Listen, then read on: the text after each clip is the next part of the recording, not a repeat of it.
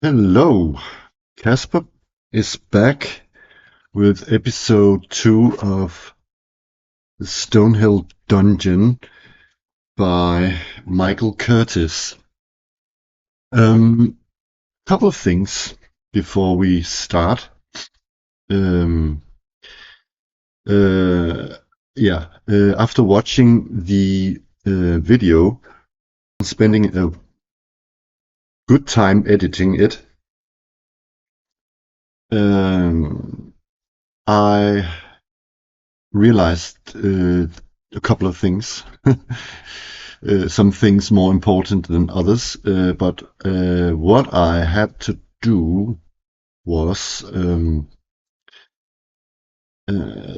I thought it would be because the party is supposed to be joined by Nenko, the first level harp folk. So I already drew his portrait over there to the left, and also I changed the image of Tyra, so she's no longer Tyrell. And I also updated the other portrait, so it looks more cohesive, I guess. That's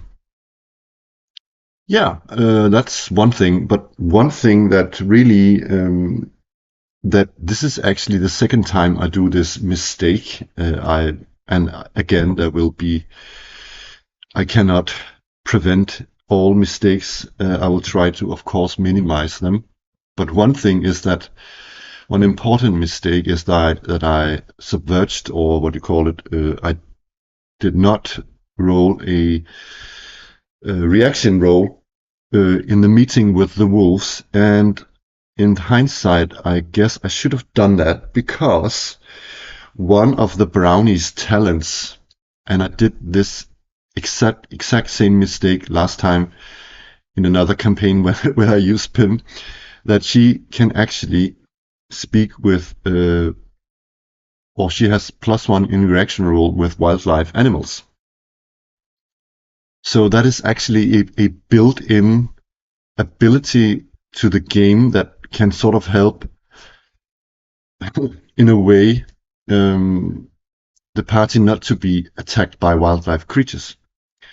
And because I don't have the character sheets in front of me, I guess that's the reason. And I have to open them up in a browser, or not a browser, in a browser actually. But so I keep forgetting some of their abilities. And this could have been a rather important ability actually to put to use. Also, I think that the reaction roll sort of sometimes prevents me from just being attacked by anything. So that is one thing. I'm not going to revise it or do anything about it. We'll just in the future, when we have a brownie, we shall remember that they get +1 to wildlife animals or reaction rolls. Anyways, we have got a new member of the party, Nenko, first level, fighter. I guess he is of the hop folk, aka a hobbit. And I guess we should roll him up together. So I'll go through the character creation of Nenko. And I think also it would be about time to roll the actual village using the sandbox generator. So, but I think we're going to go through Nenko first. So let me just get an empty character sheet up. So there we go. And I just want to have some dice. I can take these 3 wannabe retro dice here. And what I'm going to do, I'm going to roll 3d6 sort of more or less down the line. However, if I get low strength because the way that we chose, it was a hop folk. We are going to swap 2 ability scores. I'm going to allow that. Else, we're just rolling 3d6 down the line. And for future characters, I will give them their max hit points. I'm not going to change the others' hit points. I think, or am I?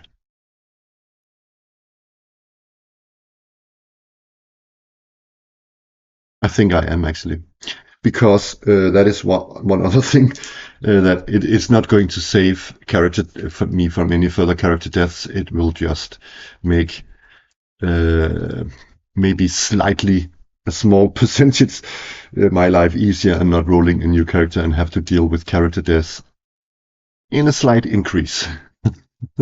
Anyways, let's roll 3d6 down the line. 8. Yeah, I'm writing it here. Maybe I should. So that is not good enough for me for this fighter. Wow. So 7 in Dex. Wow. Oh my god. 8 again? Is that in Con? Jesus Christ. I'm going to make Nenko cannon fodder. Wow. On the other hand, though, 17. That is the 17 in was. I'm going to make him a wizard. No. Jesus Christ.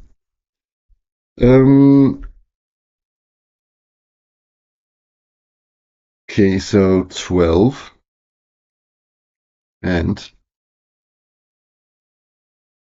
11. Okay, I'm going to plot in the and swap 2 abilities. So the question is, do we want a buff?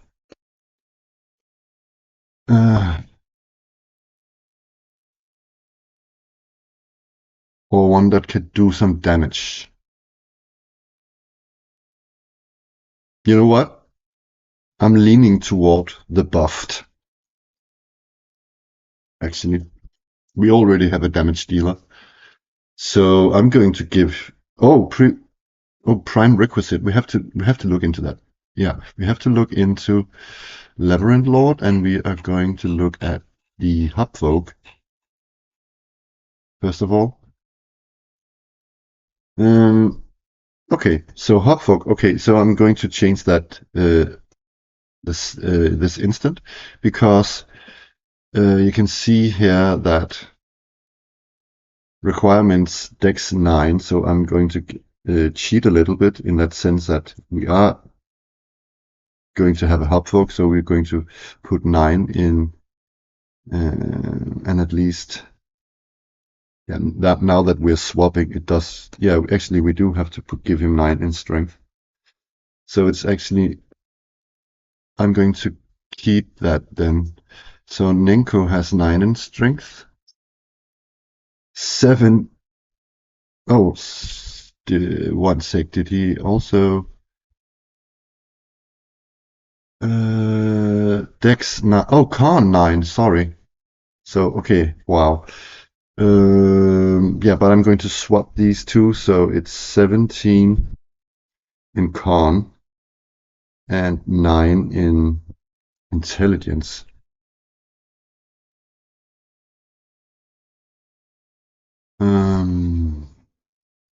And he has 9 in Dex and 9 in Strength. Okay. 9, 9. Constitution 17. Oh my god. 9 in Intelligence, Wisdom 12, and Charisma 11. So,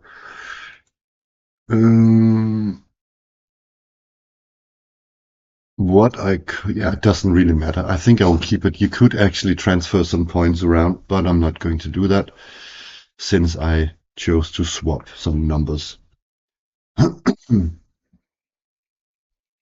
So we're just going to have, he has 1 in 6 chance, no bonus to force the door up, no bonus. I think that, let me check it, that the constitution bonus of 17, sorry, it gives him a +2 to his hit die, and a half folk has, let me see, d6, so that's actually 8 in hit points. So I am going to write 8 out of 8 hit points. And now that we're here, I'm going to actually change the others' hit points. So Giza actually has 11 hit points. And Tyra has I think it's 6 then. Let me just double check that. In Labyrinth Lord.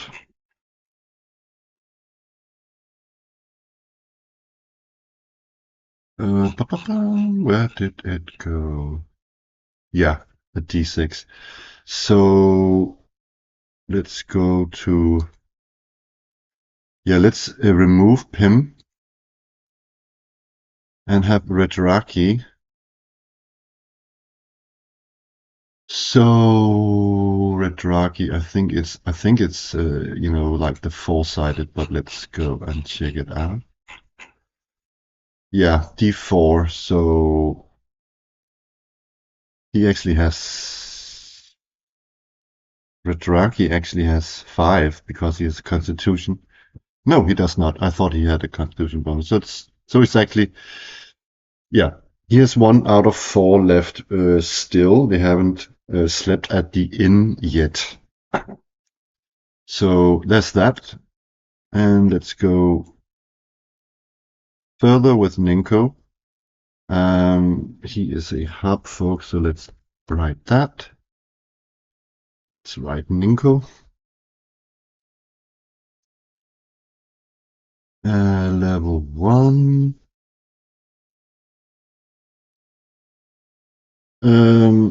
He hasn't got any prime bonuses in prime requisite, so he's just leveling normally. Oh, and that's one other thing I have to remember is that the party actually gains some experience points killing those wolves. I think I'm actually going to make this one hobbit lawful. And he's probably quite young, so 33 years old. And I think I'm going to give him, yeah, let's see about that actually. But I think I want to give him a splint mail if he rolls enough coins. So just writing in some details here. +2 to HP and +2 versus poison and shock. Yeah. So let's look at what a hubfolk has in saving throws. So 13, 8, 10 first. 13, 8, 10, and then 9, 12. So that was his saving throws, and he speaks. What does a hubfolk speak? Common and alignment. Okay.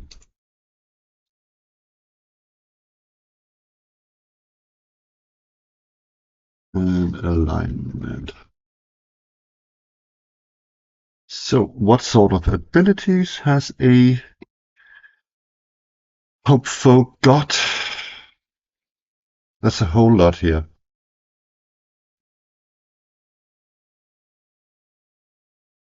Maybe I can just copy it, and I think I'm going to add them in down here, because there's room for them down here. What? That looks wrong. Something went wrong here. What the hell? Let's try that again. Oh yeah, it took the text over on the... That is annoying.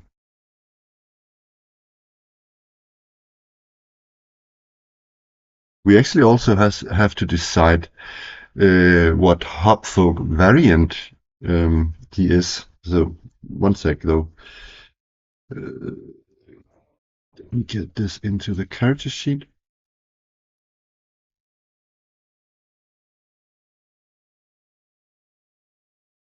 And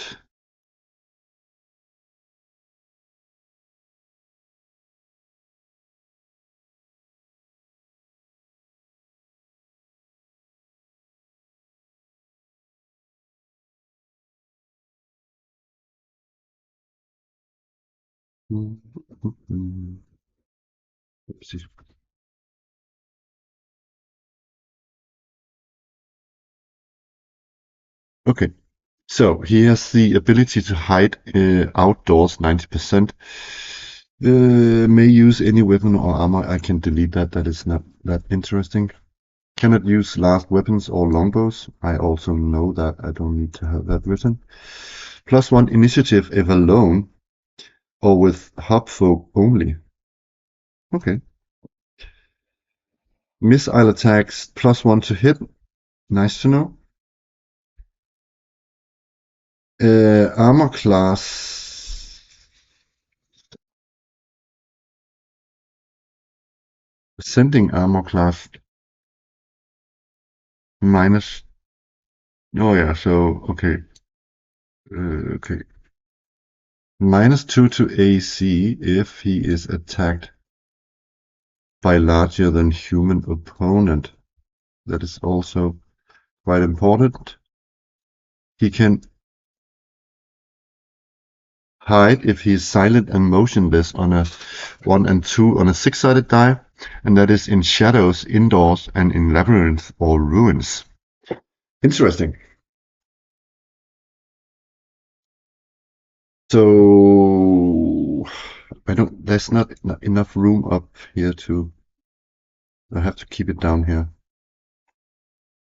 See, I can write that note here. C side 2. Okay.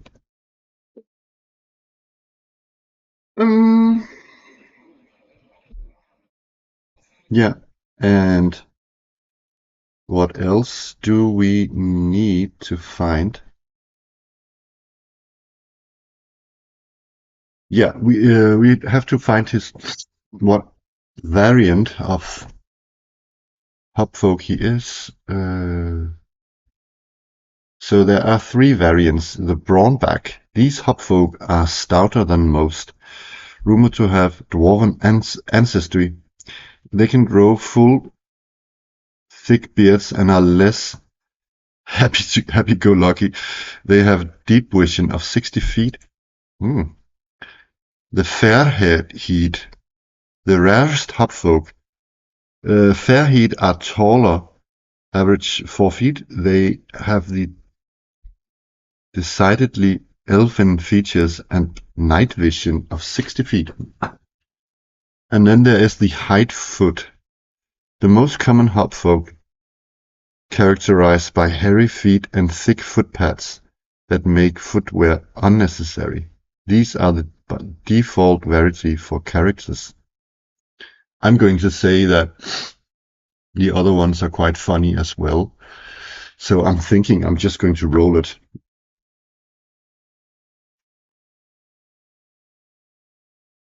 So that's actually a fair heat.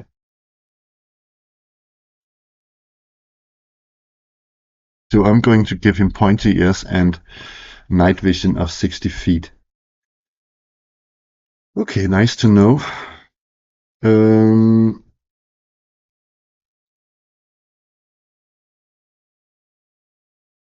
Going to add that up here.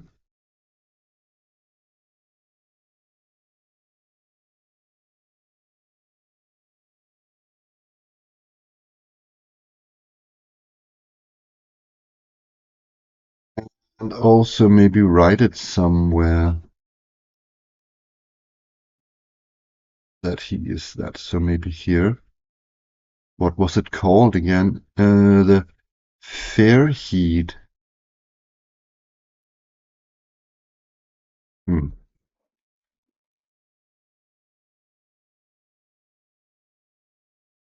Okay.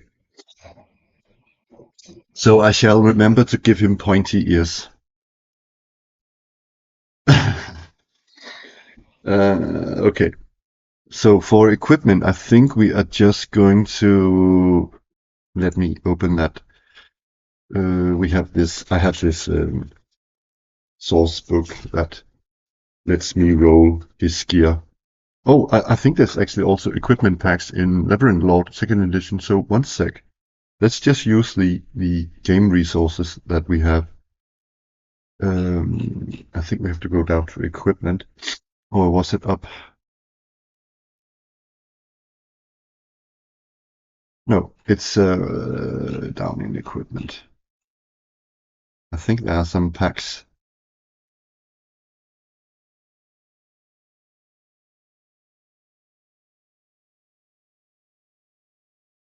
Here we go. Yeah.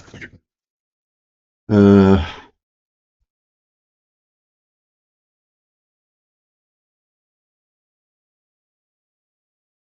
so the following pre-selected equipment packs are available to speed character generation and choosing equipment. Choosing these packs gives a price break compared to buying items individually. Okay. But it's funny that the fighter pack only comes with a leather armor, but I can of course upgrade that. And with a dagger. There's actually nothing here I can.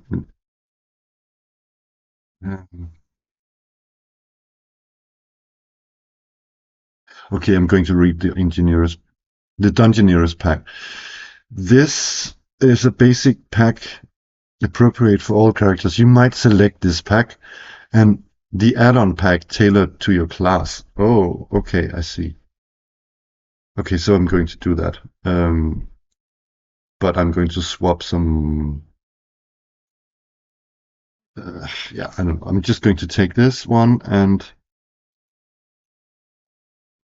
boom, there we go. And then add up here. I'm going to add his weapons and armor. Yeah. So he has a. What does a splint mail cost? Is it much expensive? And what did actually the it? So it cost what? Only 8 gold pieces? The Dungeoneer's pack? I don't get that. So sounds insane. Uh,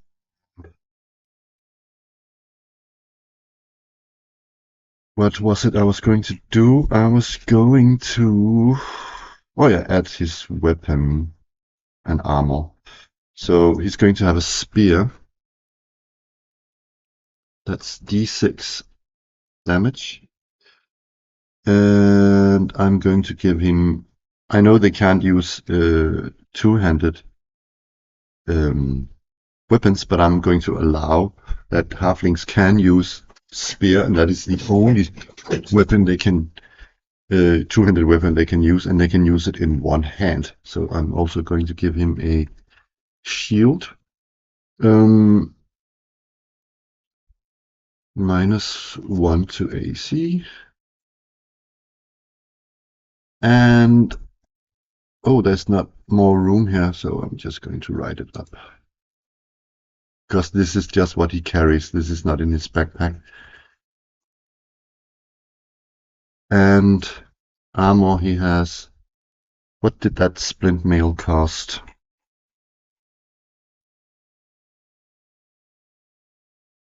Oh, and can a hobfolk wear?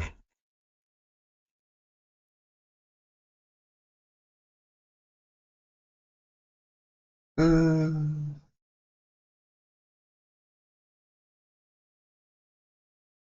may use any weapon or armor. Okay, so that's good enough. Bum, bum, bum.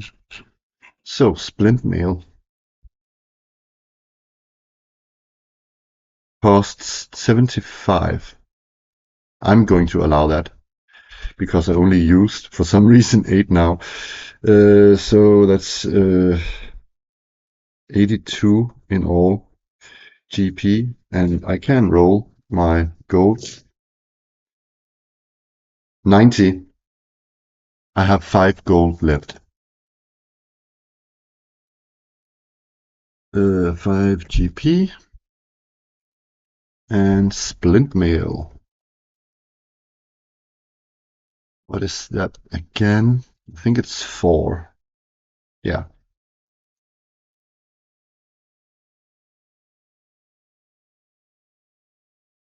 Hmm.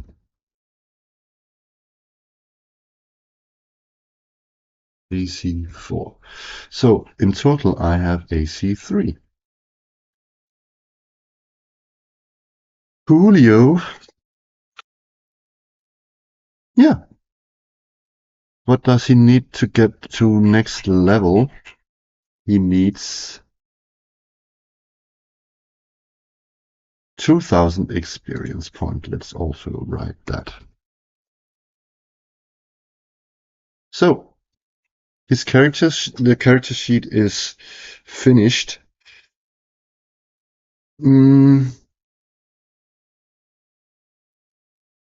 One thing though, yeah, I don't really use it, but I can add down here his Thaco thingy. Oh, I do actually use it. I just use another way to roll it.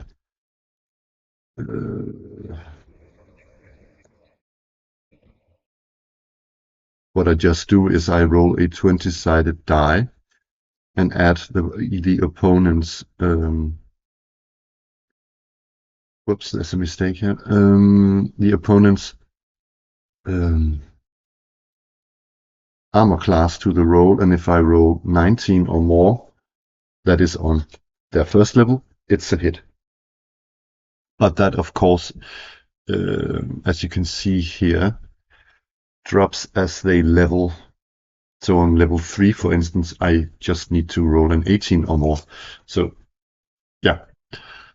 Yeah, that's it. So Nenko is done. I'm just going to have to check how much I have recorded for now. I turned up the microphone a bit too much, I guess. Let's see, that's better. Okay, so I've recorded half an hour.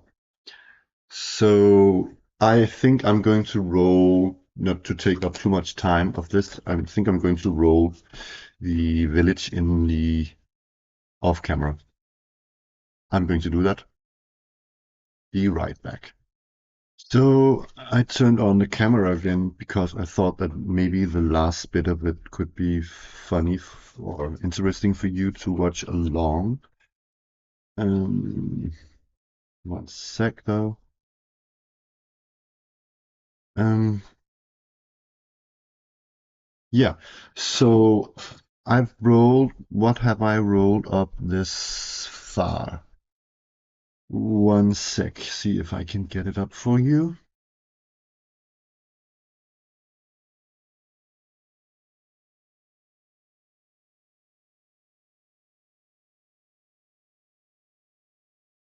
Boom, boom, boom.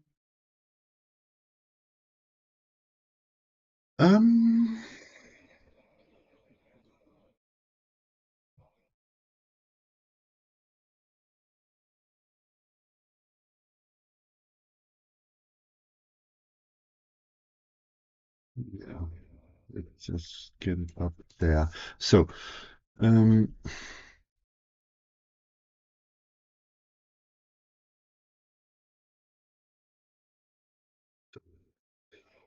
yeah, as you can see, I rolled the village size, and the village size of this village is big, and there are farming and cattle activities going on. So there are crop farms and crop fields and meadows, plus the additional fishing. So that is the occupations. Points of interest, we have blacksmith, market, tavern, the well. Then we roll 3 additional. We have a school, an abandoned building, and a church. I actually chose that. The last one there. Defense, we have 2 watchtowers and wooden palisades around the village. There are whole 35 guards plus 1 guard captain. The village disposition towards the adventurers it's welcoming. The same is the ruler's disposition. So now I am going to roll the NPCs. So, and I am going to roll as many times. Let me see. As a village size, that means 3 times. So 11, we have an one-handed lumberjack.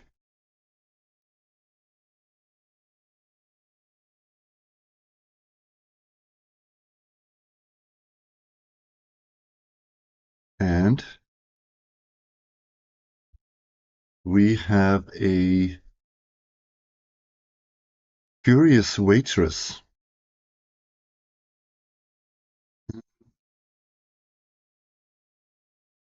Curious. Huh? Curious waitress. And we have a seasoned adventurer. Okay.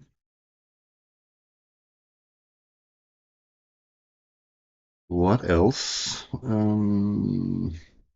What's in the next bit? The ruler. Who is the ruler? Whoopsie. Who is the ruler? The ruler is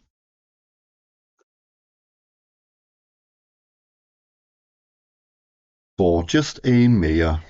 Your classic village mayor. What else? Secret. Roll 1d6. If I roll a 1, I'm going to roll a secret. Hey, the village has a secret. What is that? Interesting. 9. It has a pact with a demon. That is actually rather interesting.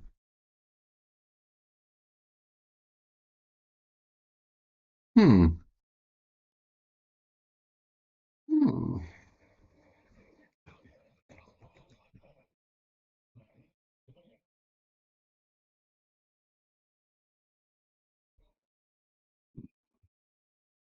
Oopsie. So has a pact with a demon. Wow. Events, roll 1d6 if there is to see if there's an event. If the result is 1, roll 1d6 on the following table to determine whether the event ended earlier or is happening now, blah, blah, blah, blah. Okay. Do we have an event on our hands? We do not. So we are done. And I will, of course, at some point off camera, plot the details of the into this document. Um, and I also think I want to put a bit more details into the in at one point. But let's not spend any more time on that right now. I'm going to close this one, get ready for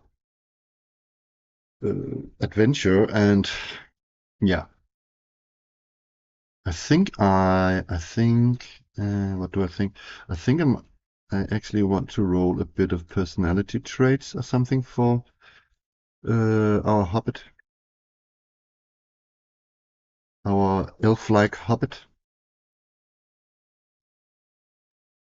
Um, so, and let me also get over to his character sheet. And to roll that, I think I am going to use again the Freebooters on the Frontier supplement or source book for that. Let's see. Appearance table. Yeah, let's try and do that. He's a fighter, and let's roll a couple of those. So the yellow die are the tens. I really often roll doubles with these dice, I should say. That's really weird. But anyways, 99. Roll on thief. 30. Hooded. And broken nose. Hmm.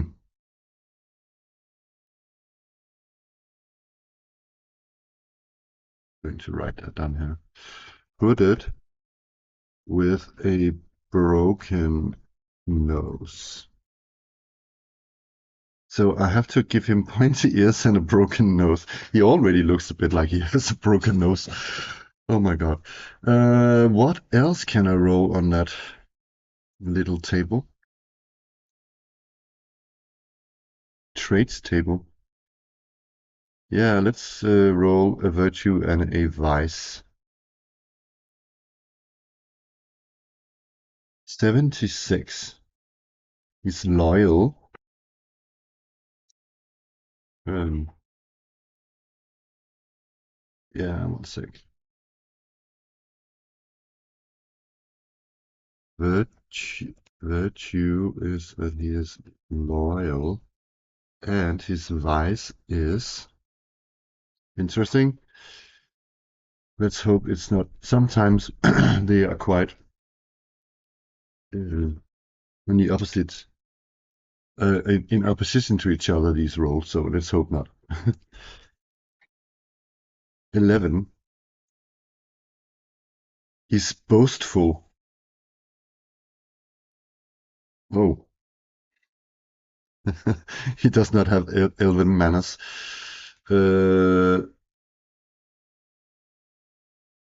Okay. So he's sort of, I don't know, shouty drunkard. Anyways, he sort of lifts the spirit, I guess, of the others because they sit there in the inn and are quite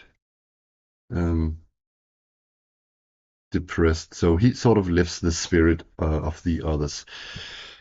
And will you look at his face? I mean, okay.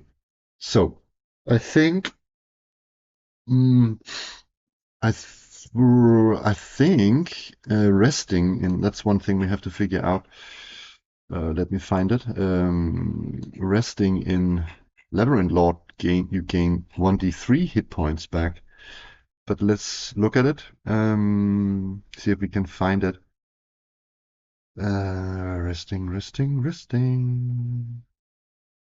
Yeah, I'm just going to pause the video while I look. One sec. Yeah, as you can see, they're under damage in healing that in Labyrinth Lord, when you rest in a, I think, is it specified?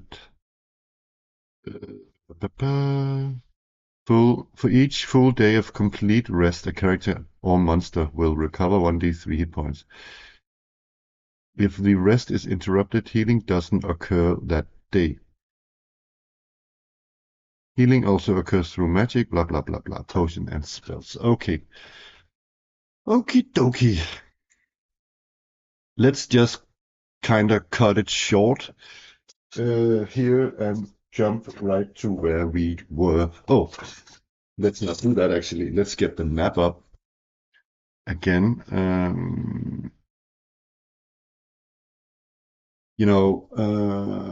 One sec. I forgot to open my map, Clip Studio Paint, where I have the map in. One sec. Okie dokie. So what we actually have to do, we have to roll to see if we have an encounter. And bloody hell, let's hope not. We had one, because yeah. Let's just get on with this. Come on. No encounter. Thank goodness. Bunk.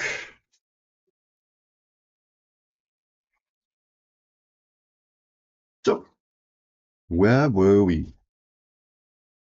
We were.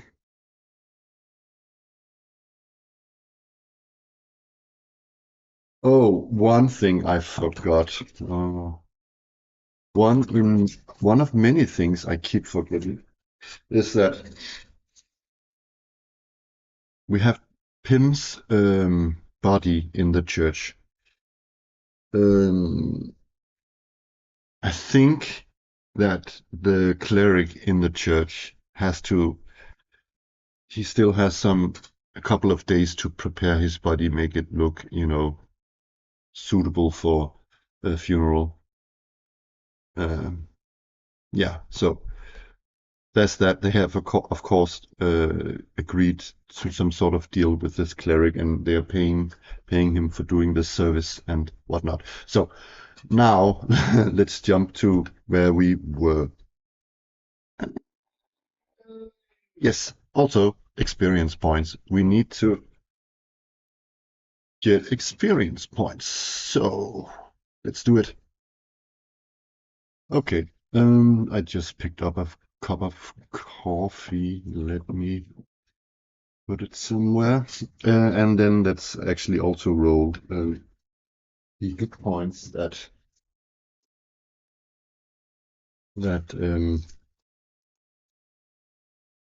Redraki recovered.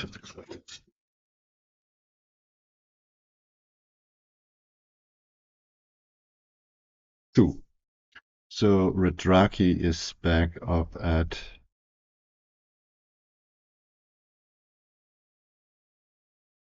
C 3 points. So he's not back on full health. And then we come to the experience points. And let me actually try and show you how I do that. I am inspired by Bandit's Keep, YouTuber. He had talk about another way to gain experience points, and I kind of like that method, especially for solo play. Let me just show you. Yeah, Daniel from Bandit's Keep has this thing where when you are level 1 and you meet a level 1 creature, the party gains 100 experience points. Or killing a creature yields 100 experience points. That gets halved if you would be level 2, and so forth. So you can see the table I made here. And these wolves were hit die 2 monsters plus 2. So in my ruling, that is actually 220 times 2. So that's 440 experience points divided by, yeah, I guess Pim died. So is that then divided by 3?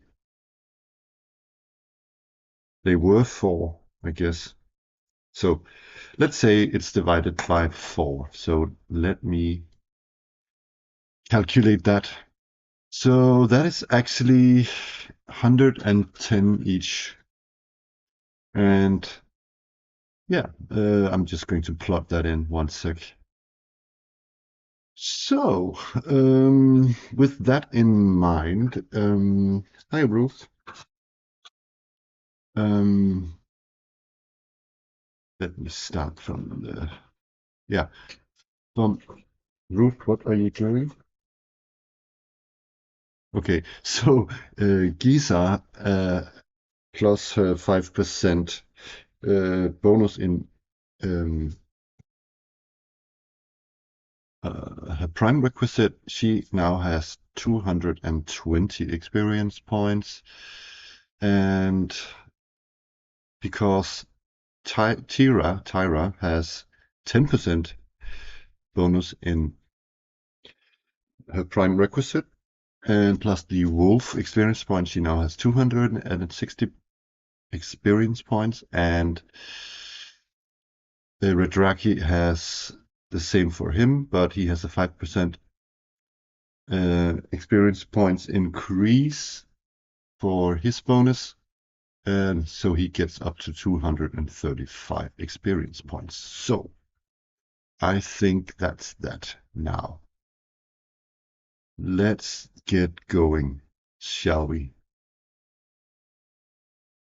Just need to remove. Where did it go? Where did it go? This one. Okay, good. Okay. We're back at where everything happened, and I don't think we were inside. I think we were here.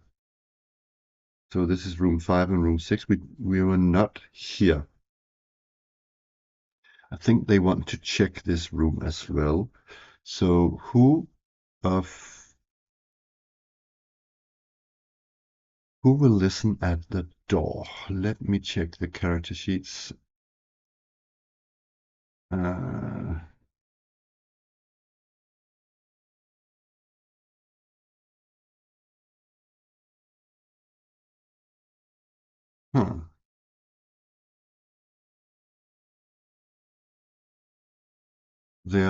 We don't really have anybody here who's good at listening at doors.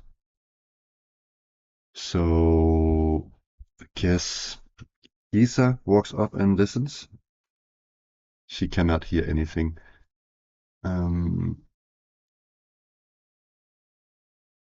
So I'm going to read the entry to see if this door is open or stuck or locked or what have we.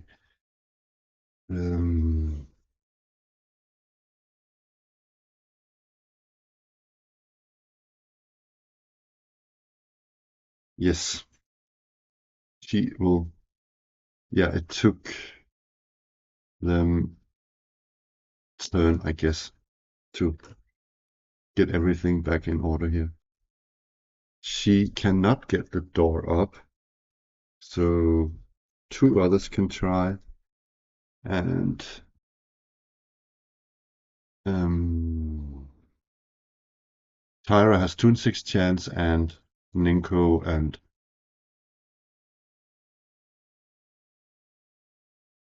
yeah, okay. So they cannot get the door up. We have to have a random monster check here. No random monsters. Trying again. Let's just have yips. Finally, Giza opens the door and we find what is looking to be a supply room, or used to be a supply room. There's a musty mildew smell.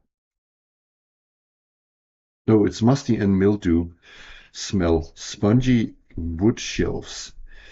This supply closet was looted long ago. It's empty.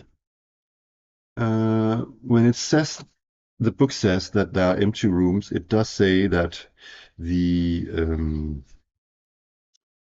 Labyrinth Lord can roll to see if there's something.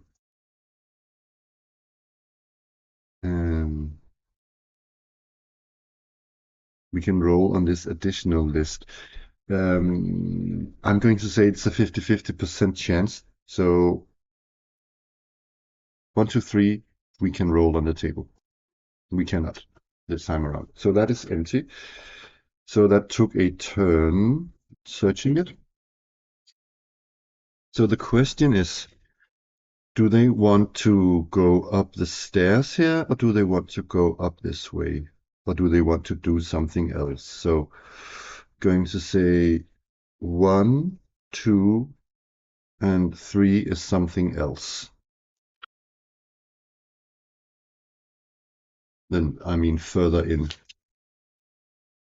Go. 3 is that they go further in here and investigate something else. 3? That's annoying. Why don't they want to get... Okay, I know the situation. The party says, we're going to leave and go on. And then the GM says, are you sure that you don't want to investigate further? That's boring of the party. I wonder what we missed here. Probably all sorts of great stuff. Hmm.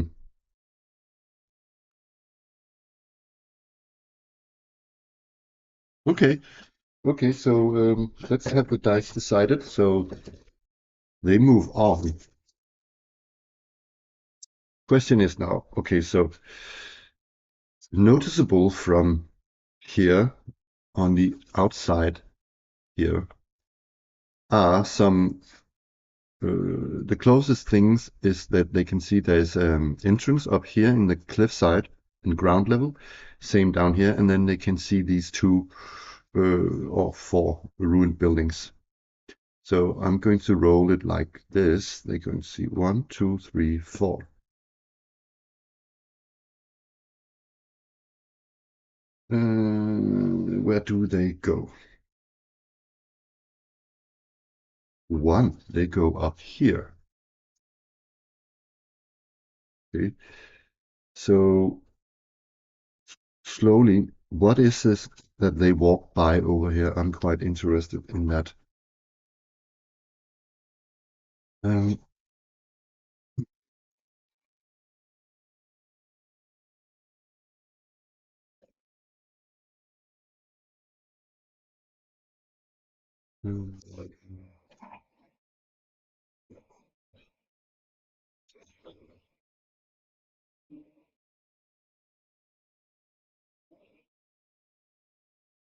okay, it's just really some remains of stone walls, ruined timbers, thick growth of weeds, empty. They can see from there that it's empty.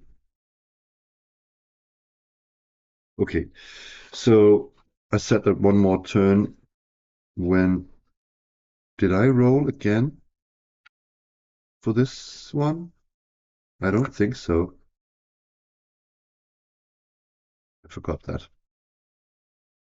Oh my. Yeah. After they are done investigating the room, there is an encounter.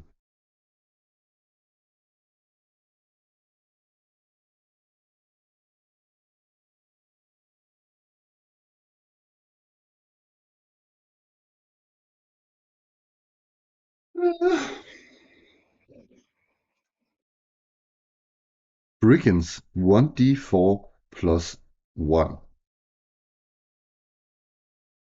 Oh my god. It's a dangerous place.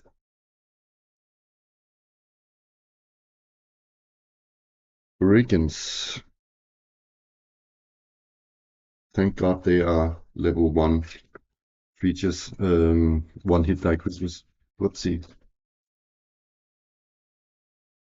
Yeah, so 1d4 plus 1. 3 brigands. Okay. And I shall remember this time to do a reaction check. So, but brigands have alignment chaotic. Okay. Brigands times 3 AC 6 hit die 1 attack 1 damage 1d6 same as saving throw as fighter morale 8. So let me just roll their hit points.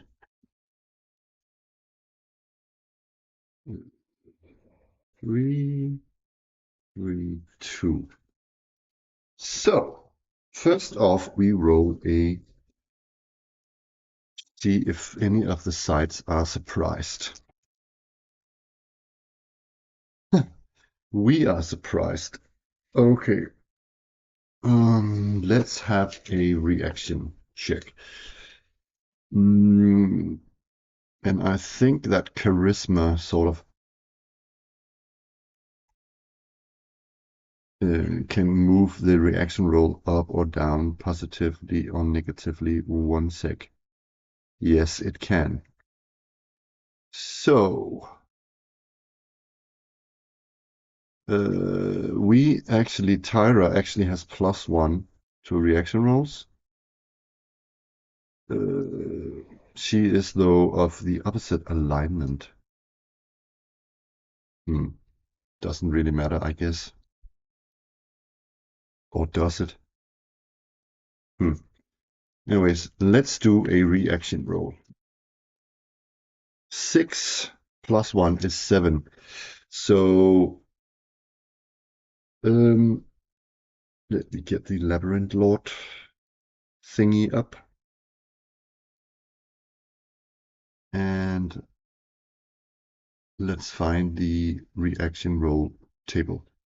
So I guess in a way here sort of there's an example of it.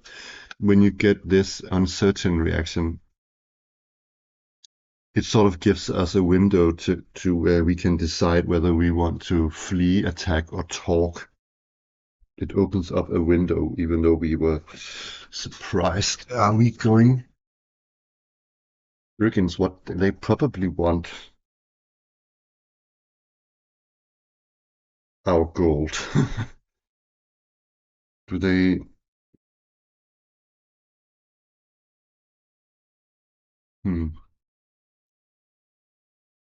I'm going to say that we're going to talk to them. Let's make another reaction check.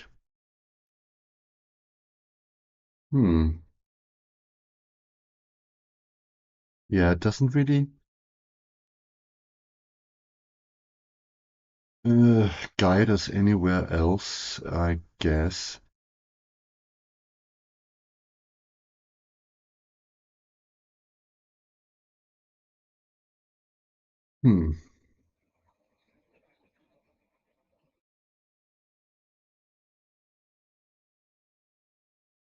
That is why sometimes I actually find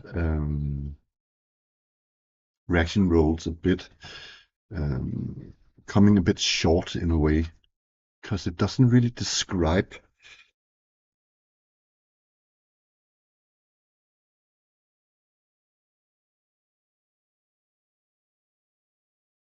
Is this just a situation where they sort of think that we might look a wee bit too powerful, and we just sort of look at each other and they sort of say to us that, hey, we're not really interested, let's go each other's way. Maybe it's that. Um, yeah, I'm going to say that this time around that these brigands kind of measured us and found us too powerful. Okay, so that whole thing took one turn.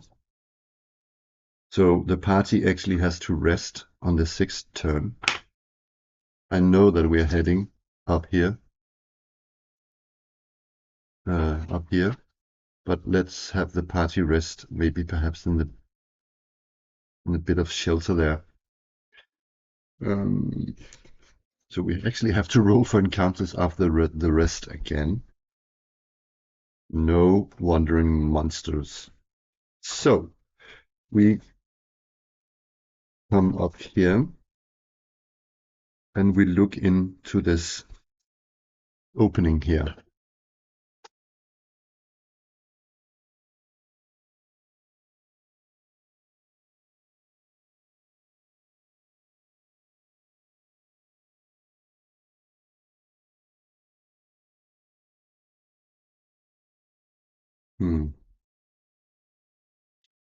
Okay, so we look in there. And let me first of all draw out what we see in there. We see this room. It has a corridor that branches off here. That we can't really see when we just look in. And we can see that there is actually a door up here. And it goes further down this way. So this is what we look at right now. And let me read the description of the room. What do we see? Dirt and debris blown in by the wind. Mild wet doors in northern wall. Mildewed, I don't know what that means. One sec. Oh, so it's just sort of there's some dew on it or something. Okay. The western wall of this room bears a message written in flame chalk.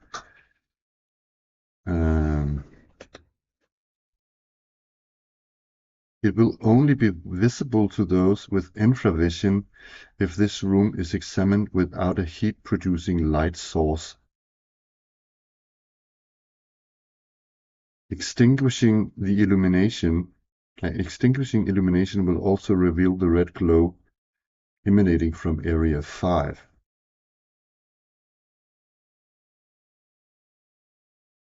Oh.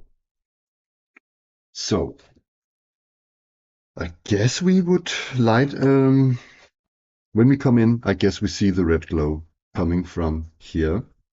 And then we light a torch because it's dark in here. And we see this writing on the wall. And it's also a new magical item, note 1. The flame chalk message. Scrawled upon the wall in flame chalk is the following message. So we can read it now. Let me see. Only visible to those with infravision. If this room is examined without heat producing light, extinguishing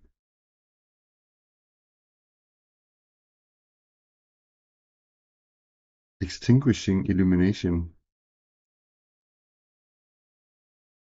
Yeah, that is another thing. Oh, it will.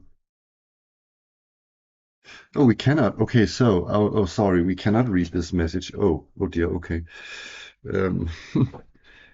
Okay, there's a message, we cannot see it. There is door. And what do we do? So 1, 2, 3.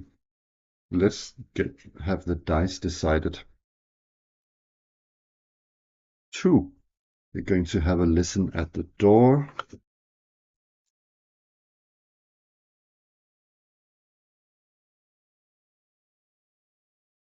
I shall actually remember, I just read that up on that demi-humans actually have 2 in 6 chance at listening at the door. So we actually have one of the 2 demi-humans listen at the door. So our new party member Nenko walks up to the door and give the door a listen. Yeah. Can he hear anything from beyond the door?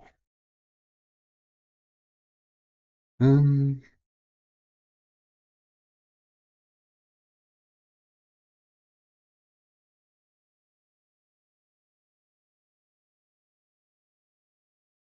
hmm. Okay, so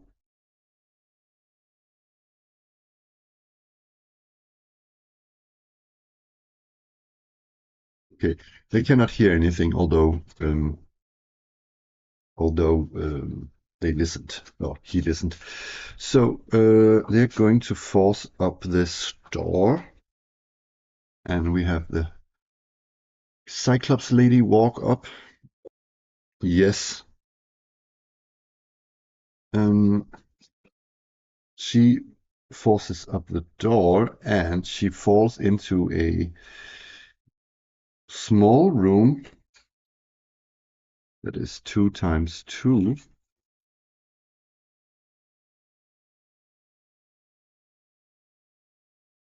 With no doors other than the one we came in through. And this is a spoiled storage, a heavy scent of rot and mildew, rotten crates, barrels, cloth, and leather, slimy floor. The party members do not know this.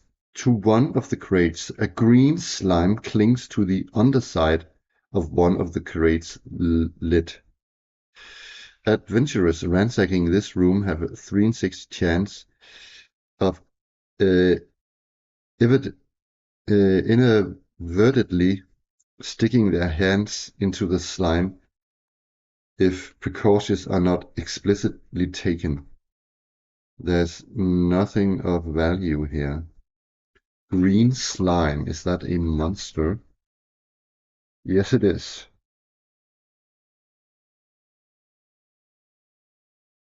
Um,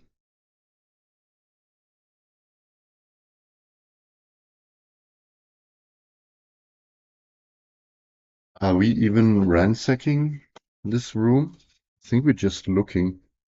I don't know. Are we? I'm going to ask the Oracle. Are we searching this room? Is the party searching through this room? So it's just a straight up yes no result.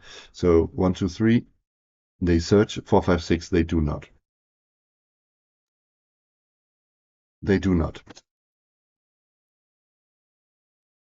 But I am going to say mapping it out, everything out took 1 turn and looking into the room. So what do they do then? I think they want to investigate this further. So 1, 2, 3 left, 4, 5, 6 right. They go down here. And they have a torch lit. Who has lit the torch? One sec. I think that is going to be Giza because she has a bastard sword she can use in one hand while holding the torch. So I guess her 10-foot pole must be on her back somehow. Okay. So I just noted that she has lit a torch. Okay. So they follow the corridor around and it opens up into a room that is 2 times 3.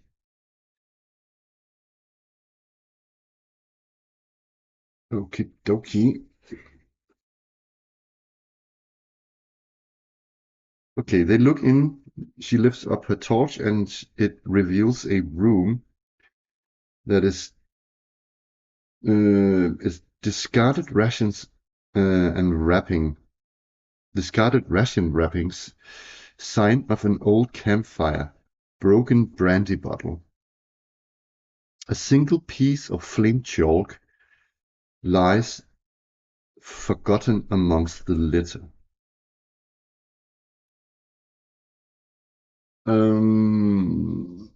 50-50% that they will investigate this room. Ah, shit, they will not. But we have to roll for. The mapping took some time, so we have to roll. You know what? I'm going to say that it's a 5 in 6 chance from now on when they. I want to ask the Oracle because this is really weird. Okay. What am I rolling? Oh, yeah. No encounters. No wandering monsters, I should say. So, I think they also want to check the last room. We just missed the magical chalk. Anyways, we go down to the last room here. That is also a room of the same size. Actually, it's a bit bigger.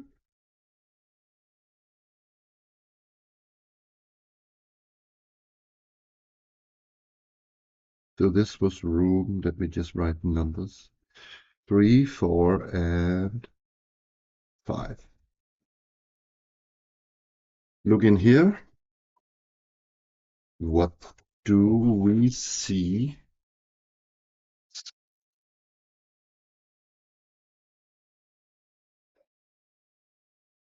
Oh, so it was this chamber that was glowing. Okay.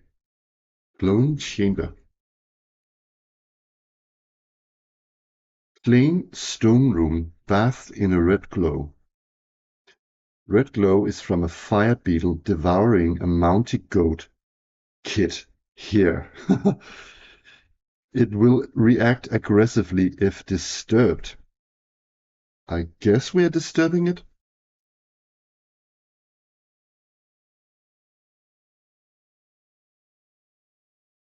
Um,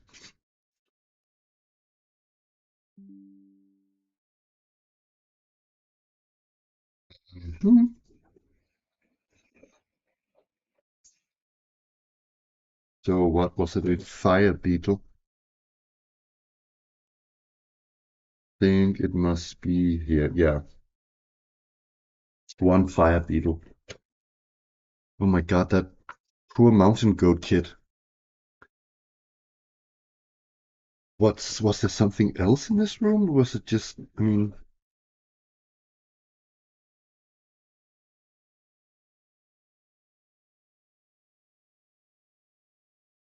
okay.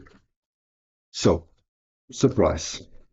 Are we surprised? Is it surprised? None of us are surprised. Uh, reaction roll. Or, sorry, I'm just going to judge this time that it reacted aggressively. So, initiative. It won initiative. The fire beetle attacks, and I'm going to say that because we walk in via this, we have on our left here the marching order. So I'm going to say that uh, on a 1 and 2, 3 and 4, it's 1 and 2 is Giza. 3 and 4 is Tyra, and 5 is Nenko, and 6 is Redraki. So who is the fire beetle attacking? It's attacking Nenko. Oh no, Nenko. He has I think Nenko has a armor class of 3, so it shouldn't be that easy to actually hit him. Let's see if it actually hits him. The fire beetle lunges up and misses. So we have to write the fire beetle stats down.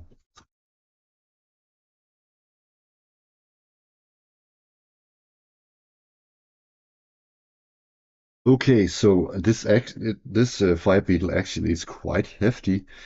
It has 1 hit die plus 2 hit points, so it actually has hit points 6, and it does a 2d4 damage, but only 1 attack, and it has an armor class of 4. So, oh, one thing I forgot, but now that I forgot it, I can't have it. I forgot to buy a sling to Nenko. Um, so never mind. I'm going to say that I also forgot to state if we cast any spells, so I'm not going to do that. I am just going to have to get some attacks from the guys. So Jisa swings her bastard sword and misses.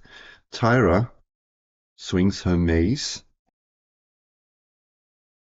There's a 1 in 6 chance that she drops her mace. She does not. She misses. Nenko.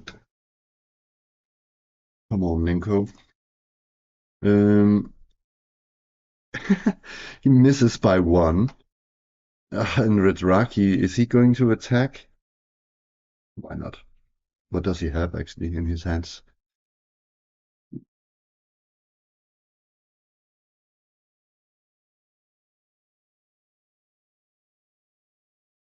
He has a quarterstaff. I think that's a D4. Yeah, why not? He misses. Shit. Okay. Initiative. Do we want to cast spells? I kind of think so. Yes, we want to cast spells. And it's, of course, Redraki, and he wants to cast. Oh, I did not mention which one I had prepared. For this instance, I'm going to say that he has Magic Missile prepared. Yeah, sorry about that. I had to remember that. We won initiative.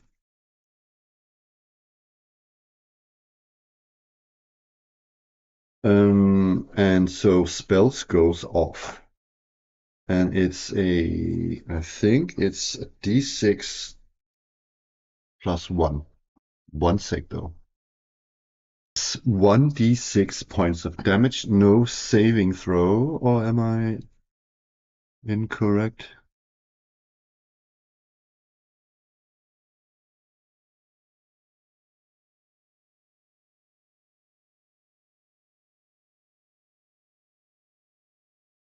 It strikes unerringly.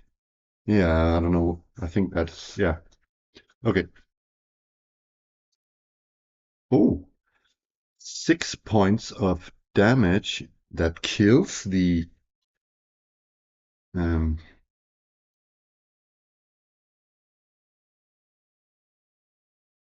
the fire beetle. Pew! Yeah. So, mm, okie dokie. So that's 120 experience points divided by 4, which is 30 each. So let me just add that. So I added the XP to the party. I think that of a fire beetle you can take off its glands or something. 1 sec. Fire beetle. And just having a look in the monster section. Is Fire Beetle towards beetles?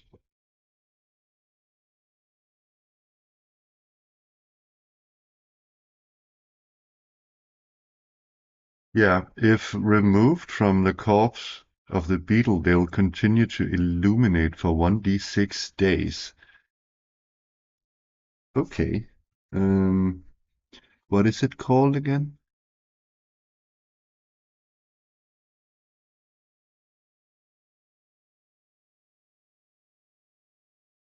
Gland. Fire beetle gland. It's one of its antennas. 10-foot radius. Yeah, that's not much, but it's a decent, quite decent light source. I mean, it lasts for forever. Let's see how many days. Jesus Christ, 1 day. I've rolled the lowest. I think the wizard Redraki is going to pick it up. Uh, Fire beetle land. 1 day, 10 feet. Okay.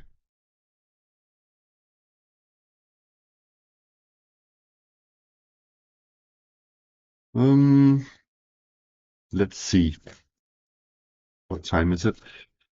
I have recorded little over hour, an hour and 22 minutes. Um, so I should maybe, although I don't want to, stop and eat some food. I need food to play more role-playing games, you know. Um, Too bad about the magical chalk in there. But where does the party want to go from here? It seems like all those buildings there were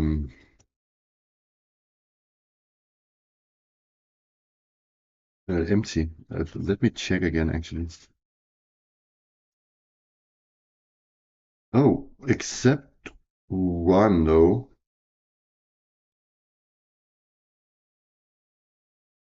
which is actually this one up here. So I think I think it's likely that they would look for this one because they're up here. Oh, one turn went by the way. Or either have a look at the lake here, or so I think they're going this way. So they might as well investigate the ruins here. And I think that is the last thing they do. So they walk all the way down. Sorry. I'm going to roll to see if there is a random wandering monster here. They're walking through the woods here and down to the entrance down here. No wandering monsters. So they come. This is the last thing we do before I end today's session. Whoopsie. Let's have a look. The fallen shrine of Saint Ras. Tumbled walls, crumbling roof, exposing flagstone floor to the sky. Weathered and lichen-covered statue. The statue depicts an armored human male. He is kneeling on one knee, head bowed, with an helmet on the ground beside him. It is a representation of Saint Ras, the patron saint of duty and fidelity, and it possesses a singular power. See Dungeon Notes, page 14. Ooh, ooh.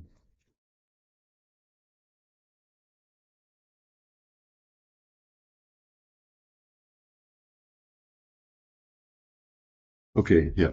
The statue of Saint Ras. I'm just going to read this. Um,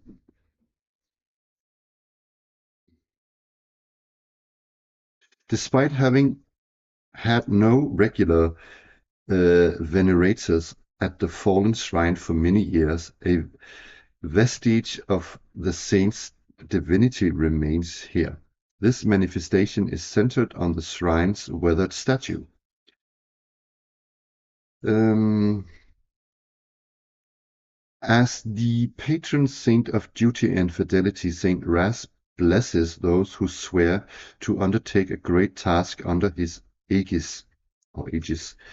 Anyone spending the night before the statue in prayer will be visited by a vision of Saint Ras. In that vision, the saint asks the petitioner what challenge he wishes to devote himself to, and if he is willing to dedicate himself completely to his goal.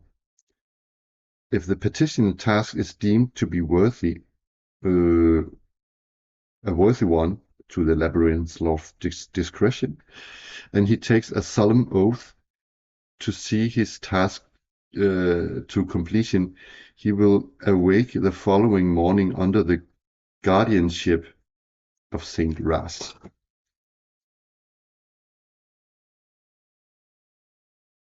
The guardianship manifests itself as a +1 bonus to all attack rolls and a saving throw made while in pursuit of the petitioner's stated goal, as determined by the Labyrinth Lord. Additionally, the petitioner is treated as if under the effects of level 5 clerical spell quest. Any deviations from the petitioner's stated task will be met by gentle reminders from Saint Ras in the form of dreams or omens that increase in severity the longer the character delays pursuit of his task. The effect of both the bonuses and the quest remains until the character has completed his task. There is no limit to the scale or duration of the undertaken quest, and some petitioners of Saint Ras there's no limit to the scale or duration of the undertaken quest, and some I can't read it. I'm too hungry. Petitioners of Saint Ras to go there. What? To go to their graves with their mission unfulfilled. Oh wow. Okay, I got it. So, this is sort of a lore question, and I think because we have a cleric on board, I think there is a chance that the cleric. Let me just read this again, actually.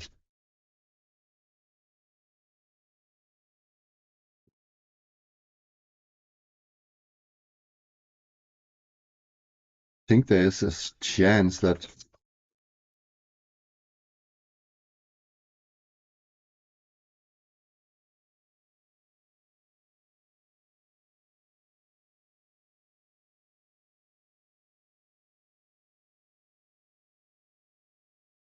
this is funny. I don't know, because it's not a deity I'm familiar with, or the saint in Labyrinth Lord, so I wouldn't know if.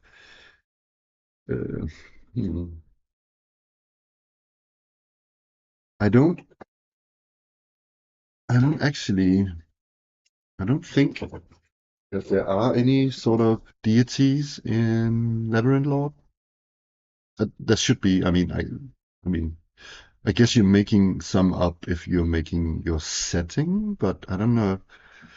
I have to check that actually. Maybe I can try and Google it. Hmm. I actually don't know what to do about this. I don't think I haven't made up any any patron or deity for my cleric.